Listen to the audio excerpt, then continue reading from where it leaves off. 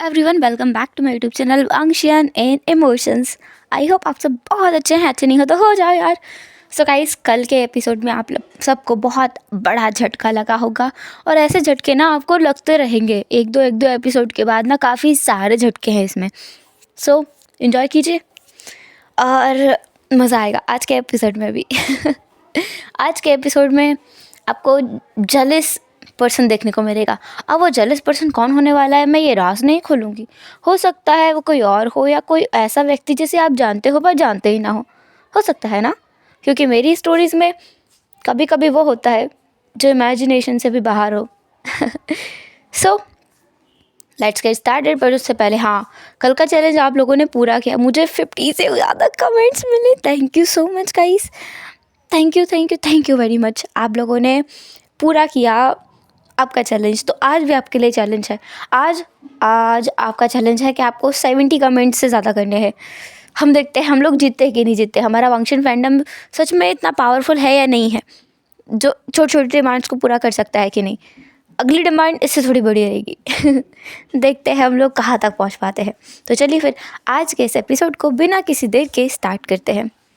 पहला सीन वहीं से स्टार्ट होता है जहाँ पर विंग से वांग जी ने पूछा था कि ये तुम्हारा भाई है, पर विंग झिझक रहा था। तब जियांग चंग ने स्माइल करते हुए विंग से पूछा था, कौन हूँ मैं तुम्हारा? विंग एक बड़ी स्माइल के साथ में जियांग चंग की तरफ देखता है। उसकी आंखों में बहुत ही कॉन्फिडेंटली देखते हुए कहता है, व्हाट द आई। इसका मतलब होता है मेरा प्यार। ये सुनकर जियांग चंग के फेस की स्माइल और ज़्यादा बड़ी हो गई थी और विंग के भी चेहरे पर एक निखार आ गया था और वो ब्लश कर रहा था। उसका वो ब्लश सबको दिखाई दे रहा था। वहाँ पर बाकी सब लोग बस जमे हुए थे। कैंटीन में काफ़ी सारे लोग थे और उन्हें पता है वांग जी और जियांग चेंग की इतनी दुश्मनी है ना, हर किसी को पता है, हर कोई इस बारे में जानता है। तो अचानक ये लोग एक ही लड़की के पीछे कैसे पहुँच गए? क्यूरियोसिटी थी सबके दिमाग में। और वैसे भी सब लोग गॉसिप करने वाले होते हैं ना, तो उन्हें पता ऐसे तुलनी मची होती है कि हमें सब कुछ पता होना चाहिए, हमें पता लगाना ही लगाना है। तो वैसा सब कुछ सबके दिमाग में चल रहा था। दूसरी तरफ शुयांग जो बेचारा पहले अपना मुंह खोलता है, फिर कुछ बोलने की कोशिश करता है, फिर अपना मुंह बंद करता है, फिर वो अपने माथे पर हाथ लगा लेता है, फिर वो नीचे देखता है, कहीं दाएं देखता है, कहीं बाएं देखता है, फिर उसकी निगाहें विंग के ऊपर जाके अटक जाती हैं जो अभी भी ब्लश कर रहा था। शुयांग जिसे सच में कुछ समझ नहीं आ रहा था, शुयांग फिर अपना मुंह खोल ही देता है और वो बोलता है, निदा आए। विंग विंग तुम ये सब। विंग अब जियांग चेंग से अपनी नज़र हटाकर शुयांग को देखते हुए पूछता है, हाँ व्हाट आए, मेरा प्यार। मैं समझता हूँ हमारे यहाँ अगर कोई लड़का किसी लड़के से प्यार करे तो ये चीज़ सही नहीं मानी जाती, पर दिल पर किसी का बस नहीं होता, वो तो चला जाता है। और जब एक बार किसी पे आ जाता है तो बस उसका होके रह जाता है, वापस बुलाने पर भी नहीं आता। मैंने बहुत कोशिश की अपने दिल को ग के पास से वापस लाने की, पर नहीं हुआ। वो वहीं रहा। वो मुझे हर बार डांट कर बोलता है कि तूने देने से पहले सोचना चाहिए था ना। अब तो मैं हो चुका हूँ तो वापस नहीं आ सकता। दी गई चीज़ कभी वापस नहीं ली जाती ना, क्या करूँ, मजबूरी है ना।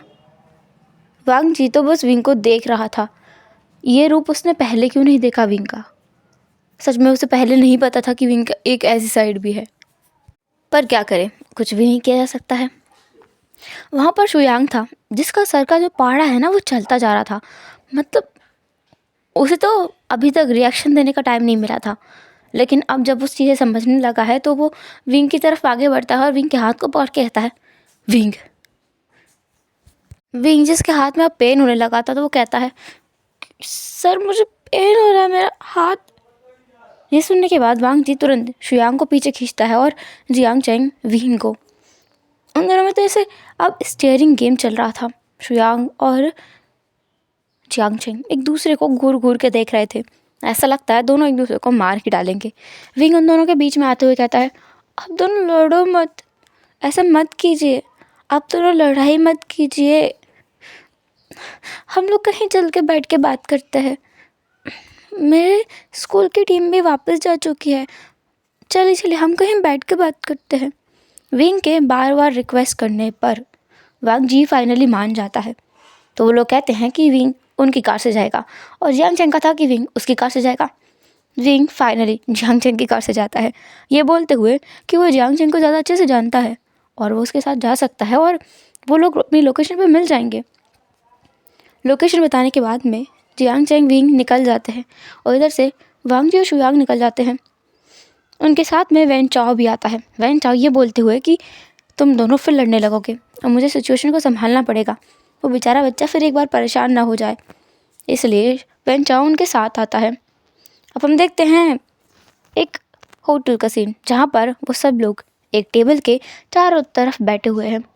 सामने की टीम में 3 लोग हैं, वैन चाओ, शुयांग और वांग जी, और इधर सामने की टीम में 3 लोग हैं, विंग, जियांग चेंग और जियांग यानली। जियांग यानली जो जैसे ही वांग जी को देखती है और शुयांग को देखती है, उसे कुछ कुछ चीज़ें शायद समझ में आने लगती हैं, पर पूरी तरीके से उसे भी समझ नहीं आता है कि ये लोग विंग को कैसे जानते हैं, आखिर विंग से मिलने का इनका राज क्या है। जियांग चेंग साफ पूछता है, तुम लोग कर क्या रहे हो यहाँ और विंग के पीछे क्यों हो, कोई ठोस वजह? वांग जी कहता है, कोई वजह नहीं है, ज़रूरी नहीं है कि कोई वजह हर बार हो, बिना वजह भी किसी के पीछे पड़ा जा सकता है। और वैसे भी विंग को तुम लोगों ने कितनी बुरी तरीके से रखा था, मैंने देखा है, उसके अपार्टमेंट में ठीक से चीज़ें भी नहीं थी, और मैंने देखा है उसके खाने खाने का तरीका, लिटरली एक रेस्टोरेंट में से पैक कराया हुआ खाना वो 1 हफ्ते तक खाता था। तो तुम लोग उसका ख्याल कैसे रखते हो? उसका ख्याल मैंने रखा है, so obviously he is my responsibility. Shuyang कहता है, shut up Wang Ji. Wing, मुझे एक्सप्लेन करोगे कि तुम इसे क्यों जानते हो, कैसे जानते हो? विंग कहता है, मैं मैं मैं नहीं बता सकता। तुम क्यों नहीं बता सकते? वांग जी पूछता है। विंग कहता है, ये बात बहुत कुछ ज़्यादा ही फैमिली की है और बहुत पर्सनल है, इसमें सिर्फ बताने के लिए मेरी मंजूरी नहीं होनी चाहिए। ऐसा बोलते हुए विंग जियांग चेंग की तरफ देखता है। जियांग चेंग जो अभी भी विंग की तरफ नहीं देख रहा था, उसके हाथ में तो वो पानी का गिलास था जिसे वो उसी टेबल पे अपने हाथ में घुमाए जा रहा था, लेकिन कुछ नहीं कह रहा था। वो उसी कोल्ड लुक के साथ में उस पानी के गिलास को देख रहा था। यानली एक गहरी सांस छोड़कर कहती है, आचिंग, ये हो क्या रहा है? विंग कितने टाइम से गायब था, तुम्हारे साथ ये क्या कर रहा है? आचिंग। लेकिन जियांग चेंग अभी भी कोई भी जवाब नहीं देता है। यानली अपना सर फिर एक बार झुका लेती है। उसकी आंखों से अब आंसू गिरने लगे थे, लेकिन वहाँ विंग के अलावा इस चीज़ को नोटिस करने वाला कोई था नहीं शायद। विंग उठकर यानली के पास आकर उसके आंसू को पोंछते हुए कहता है, चिचिए, रो मत, अब सब कुछ ठीक है, मैं एकदम अच्छा हूँ, मुझे ना कहने। विंग, मैंने तुमसे कहा था, वो तुमने किया। विंग चुप हो जाता है और अपना सर हाँ में हिलाता है। जियांग चेंग फिर कहता है, ज़्यादा समय बाहर मत रहना, मैं तुम्हें आधे घंटे में कॉल करूँगा, अगर तुम मुझे घर पर नहीं मिले तो। ऐसा बोलकर जियांग चेंग बस अपनी आईब्रो को ऊपर उठाता है और एक कोल्ड एक्सप्रेशन विंग को देकर वहाँ से निकल जाता है। जैसे ही वहाँ से जियांग चेंग जाता है, विंग के फेस पर जो एकदम अचानक से जो आया हुआ ग्लो चमक थी वो गायब होने लगती है। यान लिविंग को तुरंत पकड़ के गले लगा लेती है और कहती है, तुम ठीक तो हो ना, मैंने तुम्हें कितना ढूंढा होगा। विंग यानली को कंसोल करता है। यानली जो बुरी तरीके से रोते हुए विंग को वहीं बिठाकर पूछती है, तुम कहाँ थे, मैंने तुम्हें कहाँ कहाँ नहीं ढूंढा। उस दिन जब तुम्हें लांस स्कूल में एडमिशन मिला, उसके बाद तो मम कितना गुस्सा हो गई थी। उन्होंने तो मैं घर से निकाल दिया। उस दिन कितनी बारिश हुई थी। तुम्हें आचिंग कहाँ मिला? क्या वो तुम्हारे साथ अच्छा है? उसने तुम्हें कहीं मारा तो नहीं ना? तुम्हें डांटा तो नहीं ना? ये मारने वाली बात शुयांग और वांगजी दोनों ने सुनी थी। क्या जियांग चेंगबिंग को मारता है? ओ गॉड! ये सुनते ही ना शुयांग को बहुत गुस्सा आया। वांगजी को भी गुस्सा आया, पर उतना नहीं। पर शुयांग को इतना गुस्सा आया कि उसने टेबल पे जोर से हाथ मारते हुए कहा, व्हाट द हेल! उसकी हिम्मत कैसे हुई तुम पर हाथ उठाने की? विंग तुरंत कहता है, नहीं नहीं नहीं नहीं, ऐसा नहीं है। उन्होंने मुझे नहीं मारा, वो मुझे नहीं मारते। ये आप क्या बोल रहे हो? ऐसा कुछ नहीं है, आप गलत समझ रहे हो। बहुत अच्छे हैं, उन्होंने मेरी बहुत ज़्यादा हेल्प की है। श्रेयांग सर, वांगजी सर, आपको पता है मैंने एक बार कहा था कि मुझे जो अपार्टमेंट में रहता था वो किसी ने दिया है। उसमें से सामान, पैसे वगैरह हैं, वो भी मुझे किसी ने दिया है। जिसने दिया है वो यही है ना? वांगजी सवाल करता है। विंग अपना सर हाँ में हिलाते हुए जवाब देता है। श्रेयांग को सच में बहुत गुस्सा आ रहा था और वो उस टेबल के आस इर्द गिर्द चक्कर काटने लगा था। विंग तो कंफ्यूज था, यानली भी कंफ्यूज थी, और वांगजी के सर में चक्कर आ रहे थे इस श्रेयांग के बच्चे को इधर उधर घूमते हुए देखकर। वैन चाओ जो कहता है, अब तुम ठीक हो ना? लेकिन सब कुछ सही है ना? बिल्कुल सही है, कुछ भी गलत नहीं है। दूसरी बात, अब मुझे ज़िंदगी के काफ़ी सारे मायने समझ आने लगे हैं। समझ आता है कि कैसे कैसे एक व्यक्ति को अपने बारे में थोड़ा सोचना चाहिए। हमेशा हम दूसरों के बारे में सोचते हुए नहीं रह सकते। ज़िंदगी असल मायनों में जीना क्या होती है मुझे पता चला है। अच्छे लोगों से मिलना, उनके साथ रहना, बहुत सारी चीज़ें करना, जो भी मन में आता है उस चीज़ को सीखना, उसमें आगे बढ़ना और बहुत सारे मुकाम हासिल करना ज़िंदगी का असली मतलब है। ज़िंदगी का असली मतलब सिर्फ खुद को ज़िंदा रखना नहीं होता, जो कि अब तक मैं समझता आ रहा था। ज़िंदगी का असली मकसद है मरने से पहले अपनी सारी ख्वाहिशों को पूरा करना, चाहे फिर वो बर्फ़ के पहाड़ पे चढ़ना हो, या फिर स्केटिंग करना हो, स्विमिंग करना हो, या रनिंग करना हो, या फिर बास्केटबॉल के मैच में बस खेलना हो बिना किसी आशंका के कि मैं जीतूंगा कि नहीं। बड़े से स्टेज पे सबके सामने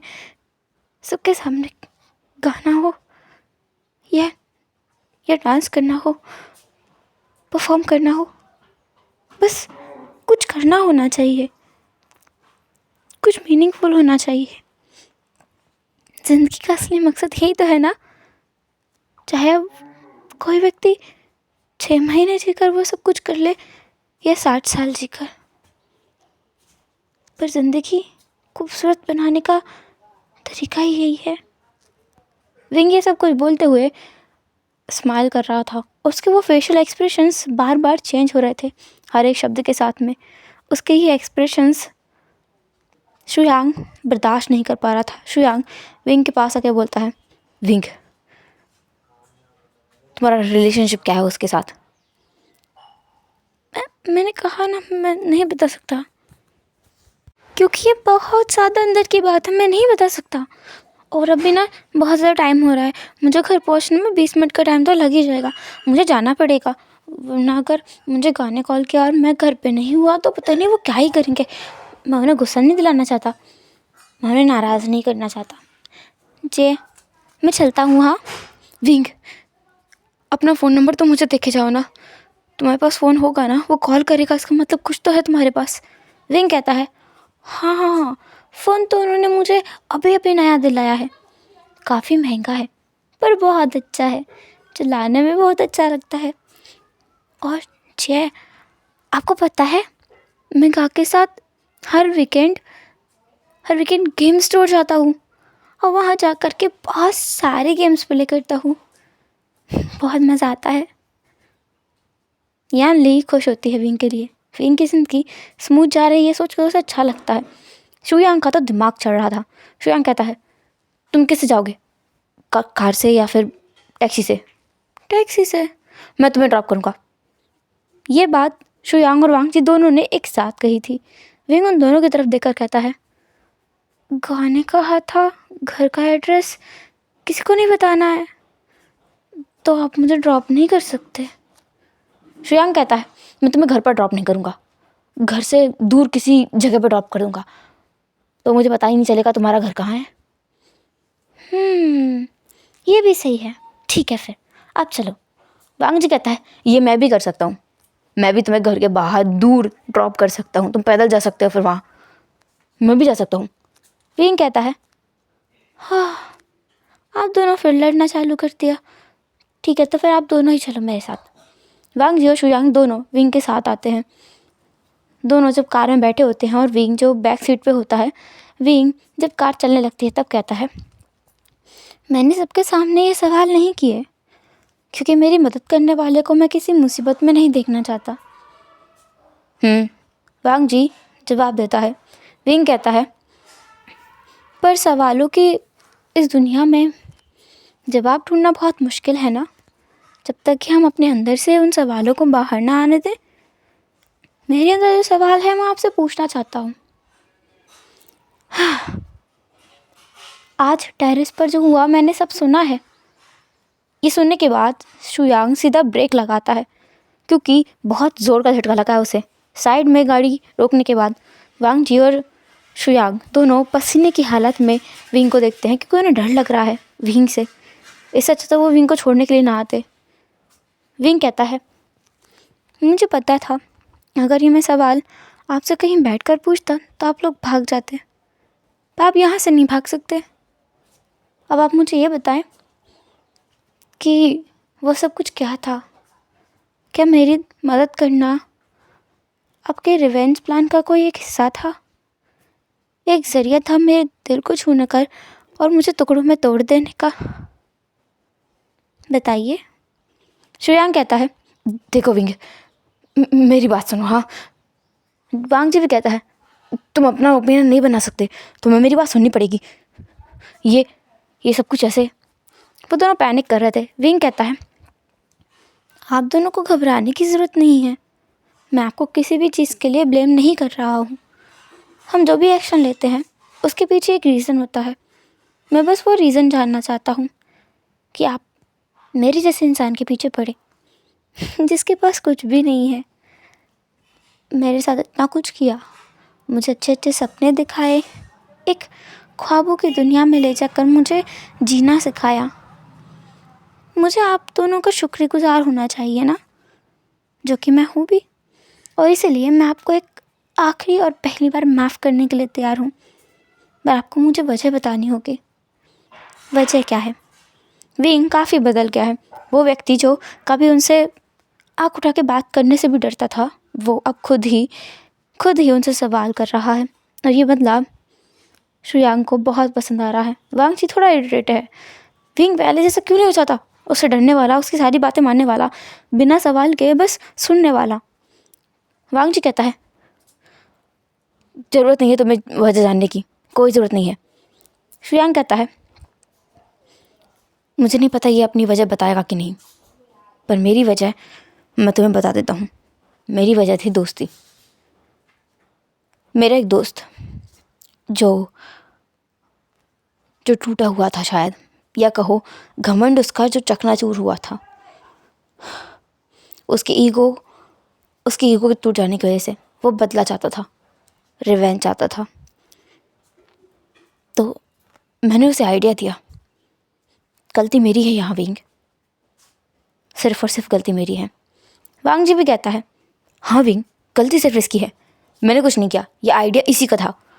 मैंने यानी को प्रपोज किया, उसने मुझे रिजेक्ट किया और इसके बाद इसने मुझे आइडिया दिया था कि यानी से बदला लेने का तरीका है उसके बिलव्ड ब्रदर को टॉर्चर करना, उसका दिल तोड़ देना, याली अपने आप टूट जाएगी। इसका आइडिया था, मेरा नहीं। विंग चुपचाप बस सब सुन रहा था। उसे हर एक चीज़ पता है कि हमें अगर पूरी बात जाननी है तो बस चुपचाप सुनते रहो, और तब तक सुनते रहो जब तक कि सामने वाला खुद ही ना बोले कि इससे ज़्यादा कुछ नहीं है। जब विंग कुछ नहीं बोलता है तो शुयांग कहता है, शुयांग जो अपने आप को और ज़्यादा एक्सप्लेन करते हुए बोलता है, विंग देखो, मैं सच कहूँ तो मुझे लगा नहीं था कि तुमसे मिलने के बाद मेरा सारा जितना दिमाग में कचरा भरा हुआ है वो सब कुछ निकल जाएगा। मैं सच कह रहा हूँ, मैं कभी किसी का गलत नहीं करने के बारे में सोच सकता, तुम्हारा तो बिल्कुल भी नहीं। विंग तुम समझ रहे हो ना, वो सब कुछ बस अनजाने में हुआ।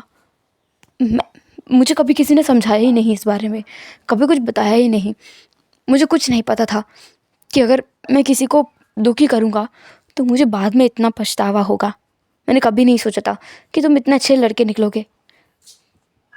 और वांगजी हमेशा कहता था कि तुम दो शक्लें रखते हो। दो शक्लें? विंग हैरान होकर पूछता है। उसके फेस पर कुछ नहीं था, अब बस अचानक से हैरानी के एक्सप्रेशंस थे। वांगजी कहता है, चुप रहो तुम, झूठ बोल रही है, ऐसा कुछ नहीं कहा मैंने। शुयांग कहता है, इसने कहा था कि तुम सबके सामने बहुत भोले मासूम बनते हो और असल में तुम वैसे नहीं हो। हाँ, असल में मैं कैसा हूँ? असल में तुम बहुत बहुत। शुयांग वांग जी की तरफ एक बार देख लेता है और वांग जी की जो कातिलाना नजरें थी उन्हें देख करके वो आंखें बंद कर लेता है। एक गहरी लंबी सांस छोड़ने के बाद में शुयांग कहता है, विंग मैं सच कह रहा हूँ,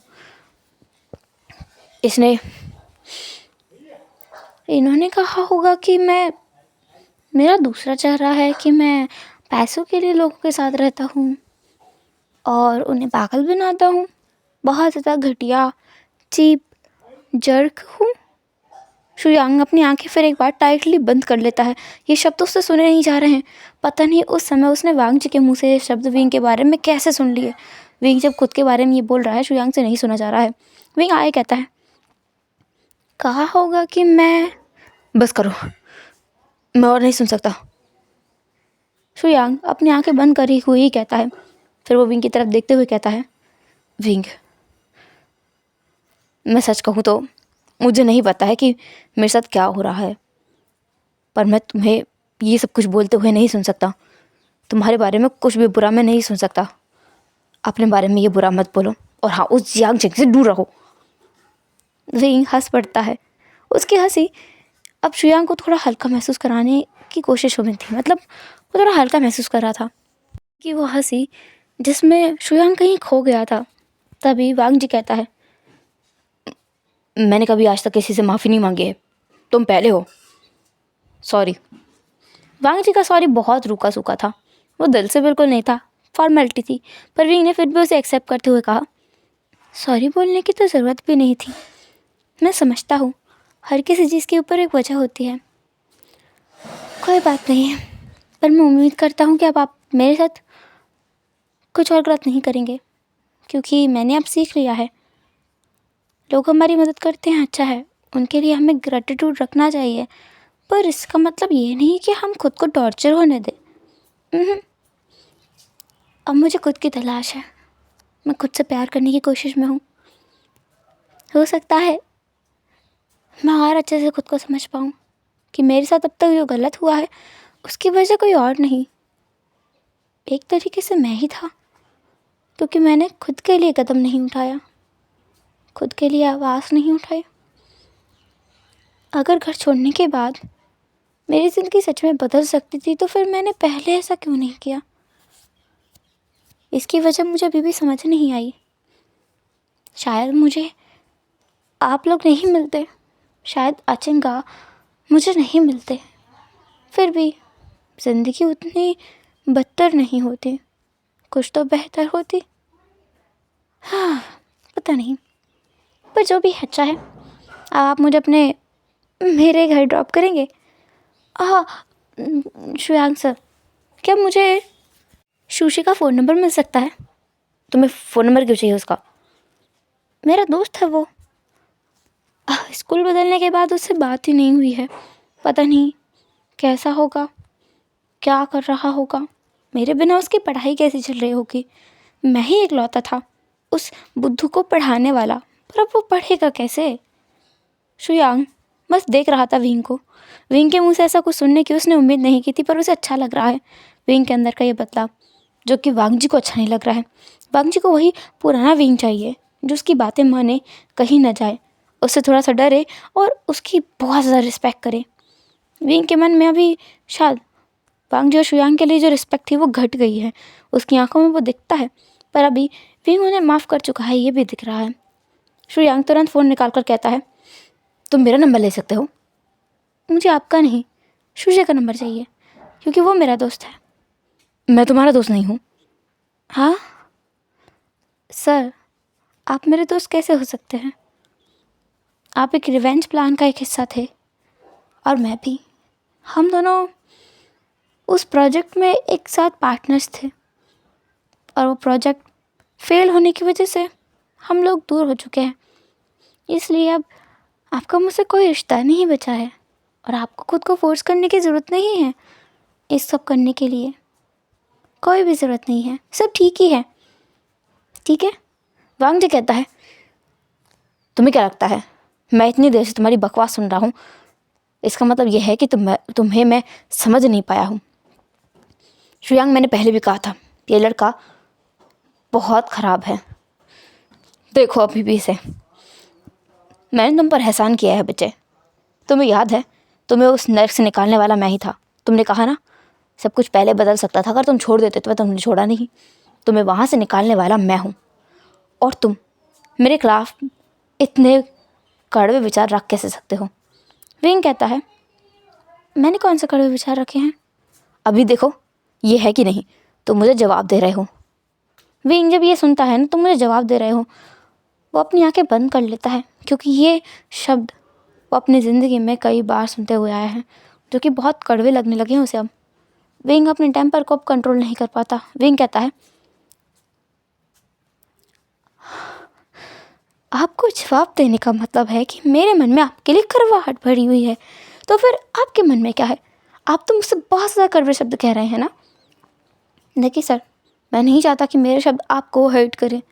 मैं जानता हूँ शब्द एक बार बोलने के बाद वापस नहीं आते हैं, रह जाता है तो कभी कभी पछतावा। लेकिन कुछ लोगों को वो भी नहीं होता है। कुछ लोग बस सुनाना जानते हैं, बहुत कड़वी बातें कर्ज करना चाहते हैं पूरी तरीके से, पर वो सारी बातें, वो सारे कर्ज सामने वाले इंसान को कितनी तरह से तोड़ कर बिखेर देते हैं, उस इंसान को पता भी नहीं रहता है। वांग जी ये चीज़ अपने ऊपर ले लेता है। विंग का कॉन्टेक्स्ट वांग जी से ये कहने का नहीं था। वांग जी ने जो कहा उससे विंग को पुरानी बातें याद आ गई थी, इसलिए विंग जो था ना, उसने ये सब कुछ बोल दिया। वांग जी जैसे बहुत गुस्सा आता है, क्योंकि उससे किसी ने भी ऐसे बात करने की आज तक हिम्मत नहीं की है। होता है ना, जब तक आपसे कोई आपकी जो रेगुलर चीज़ है उसे कोई तोड़ता नहीं है, तब तक आपको समझ नहीं आता है कि वो चीज़ गलत थी। और वांग जी को भी नहीं समझ में आ रहा था कि ये चीज़ें गलत है। सबको अपनी बात रखने का हक है, वांग जी भी तो रखता है ना। पर वांग जी को गुस्सा आता है। वांग जी विंग के हाथ को टाइटली ग्रैब कर लेता है, ऑलमोस्ट उसकी कलाई को तोड़ ही देता है, और कहता है, हाउ डेयर यू, तुम्हारी हिम्मत कैसे हुई मुझसे ऐसे बात करने की? हाँ, वो अपने दांत पीस रहा था और शुयांग देख रहा था। शुयांग तुरंत विंग का हाथ छोड़ा के कहता है, वांग जी तुम ये क्या कर रहे हो? उसे लग जाएगी। वांग जी कहता है, लग जाए इसलिए तो मैंने उसका हाथ कस के पकड़ा हुआ था। तुम अपने आप को समझते क्या हो? हाँ बच्चे, कहीं के प्रिंस हो तुम, हर कोई तुम्हारे पीछे घूमेगा? तो ऐसा नहीं है।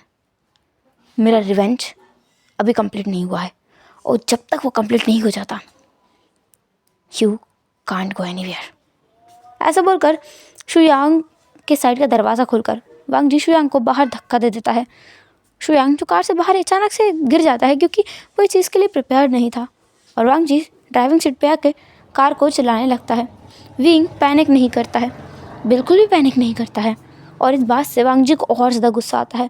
वांग जी कहता है, तुम्हें क्या लगता है तुम अपने इतने काम फेस के साथ मुझे टॉर्चर कर सकते हो? तो ऐसा बिल्कुल नहीं है। मैं तुम्हें ऐसी जगह लेके जाऊँगा ना जहाँ से तुम्हें कोई नहीं निकाल पाएगा, कोई तुम्हें ढूंढ भी नहीं पाएगा। ऐसा बोलकर वांग जी कार ड्राइव करता है, पर विंग कुछ नहीं कहता। वांग जी सोचता है विंग कॉल करेगा, तो वांग जी कहता है मुझे अपना फ़ोन दो, अगर नहीं दिया ना तो मैं तुम्हें गन से उड़ा दूंगा। विंग अपना फ़ोन निकाल कर वांग जी के हाथ में रख देता है और कहता है मुझे थोड़ा सा रेस्ट करना है तो मैं सो जाता हूँ। विंग उस जो पीछे वाली चेयर थी ना, बैक सीट, उसको थोड़ा सा पीछे करता है, उस पर लीन होके आंखें बंद कर लेता है। वांग जी का तो जैसे फ्रस्ट्रेशन में ना दिमाग ख़राब हुए जा रहा था। वांग जी ड्राइव करके विंग को अपने खुद के घर लेके आया था, लान हाउस। वहाँ लाकर वो विंग के कार का दरवाज़ा खोल के उसे बहुत ज़्यादा घसीटते हुए अंदर लेके जा रहा था। विंग से चलते भी नहीं बन रहा था, इतनी ज़बरदस्ती ज़ोर ज़ोर से, मतलब बहुत जल्दबाजी में वांग जी विंग को अंदर लेके आया था। और अंदर ला करके उसने विंग को सीधे अपने लिविंग एरिया के सोफे पर पटक दिया था।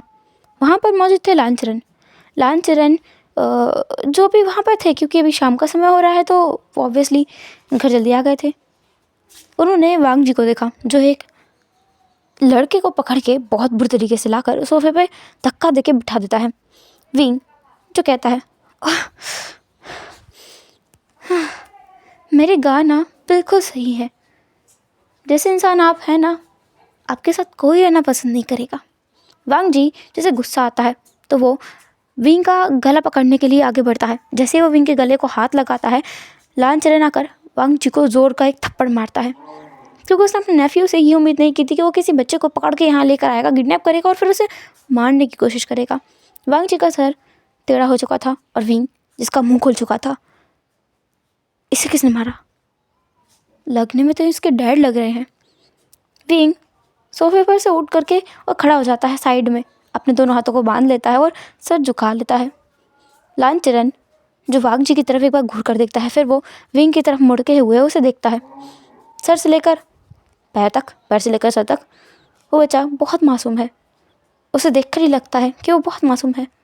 विंग कहता है सर हाँ नहीं हाँ मैं।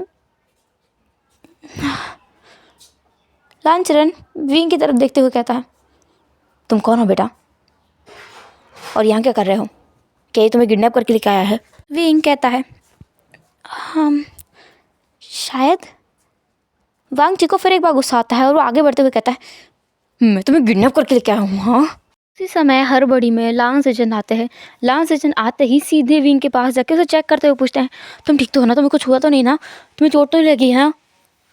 वांग जी और लालचरण दोनों लांग सेजन को देख रहे थे और विंग भी कंफ्यूज नजरों के साथ उन्हें देख रहा था। इस इंसान को उसने आज से पहले कभी नहीं देखा है, वो तो जानता भी नहीं इस इंसान को, तो ये उसकी सेफ्टी की चिंता क्यों कर रहा है और ये उसे कैसे जानता है? लांग सेजन वांग जी की तरफ देखकर वो गुस्से में कहता है ये सब क्या है वांग जी, मुझे पता भी नहीं था कि तुम इतना कुछ गिरा हुआ कर सकते हो। तुम उसे उसके घर से उठा के ले आए हो? हाँ, वांग जी कहता है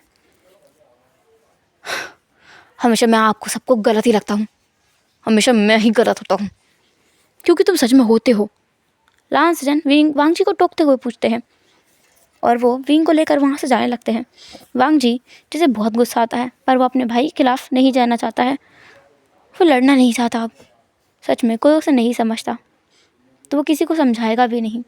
वो विंग को यहाँ लाया था उसे क्लैरिफाई करने के लिए कि असल में वो जो करना चाहता था ना, वो सच में वो करना नहीं चाहता था। मतलब ऐसा होता है ना इंस्टेंट कि आप पहले कुछ करना चाहते होते हैं, पर जैसे वो चीज़ करने लगते हैं आपको रियलाइज़ होता है कि आप वो नहीं चाहते हैं। तो वांग जी बस वही बताने की कोशिश में था, पर उसका तरीका बहुत गलत था, इसलिए सब कुछ मैस्ड अप हो गया। लिटरली ऐसे कौन बताता है? वांग जी उसे बता नहीं रहा है बल्कि डरा रहा था। खैर, लांग सेजन जा करके विंग को उसके घर पर ड्रॉप करके आते हैं। जब वो लोग वहाँ जा रहे थे तब रास्ते में उसे शुयांग दिखा था, पर उसने शुयांग पर ध्यान नहीं दिया। जब विंग अपने घर पहुँच गया तब कुछ देर बाद उसके घर की डोरबेल रिंग करती है और विंग जाके डोरबेल का दरवाज़ा खोलता है तो वहाँ पर शुयांग था। विंग शुयांग को अपने घर के अंदर लेकर आता है। अब वो आ गया है तो उसे भगाया नहीं जा सकता है और बेसिकली शुयांग ने काफ़ी हेल्प की है विंग की। विंग उसे अंदर लाकर बोलता है आप यहाँ क्या कर रहे हैं, वो भी अचानक से? शुयांग कहता है मैं माफ़ी मांगने आया हूँ। लिटरली विंग, मुझे अपनी गलती का एहसास है, मुझे वो सब कुछ नहीं करना चाहिए था। गलती हम मेरी है। मैंने ही वांग जी को वो आइडिया दिया था जिसकी वजह से ये सब कुछ हो गया। मुझे रियलाइज़ हो गया है कि मैं कितना गलत था पास्ट में। बहुत सारी चीज़ें हैं जो मैंने गलत की है। मैं तुमसे माफ़ी मांगने के लिए आया हूँ। क्या विंग तुम मुझे माफ़ कर दोगे? विंग कहता है मैंने तो आपको पहले ही माफ़ कर दिया था। ऐसे बोलते हुए विंग किचन से पानी लेकर आता है। श्रेयांक को देते हुए बोलता है और माफ़ी के अलावा आप कुछ और भी कहना चाहते हैं जहाँ तक मुझे लगता है। तो क्या कहना चाहते हैं? विंग तुम कह रहे थे ना तुम्हें शूशे की चिंता है, तो तुम हमारे घर आकर के उसके साथ पढ़ाई कर सकते हो। ओह, पर मुझे टाइम नहीं मिलता है। मेरा हर एक दिन शेड्यूल्ड है। बिल्कुल फ्री टाइम नहीं मिलता है। रात को टाइम मिलता है तो मैं रात को ले आया करूँ शूशे को। रात को मुझे कॉल करते हैं कभी कभी। नहीं तो फिर मेरे पास असाइनमेंट्स होते हैं स्कूल का, मेरे ट्यूशन्स का, ट्रेनिंग्स का, बहुत सारा वर्क होता है करने के लिए। नहीं मिल पाएगा टाइम। तुम पहले मना नहीं करते थे किसी चीज़ के लिए, अब तुम मना करने लगे हो। मैंने एक चीज़ सीखी है, वो है प्रायोरिटीज़।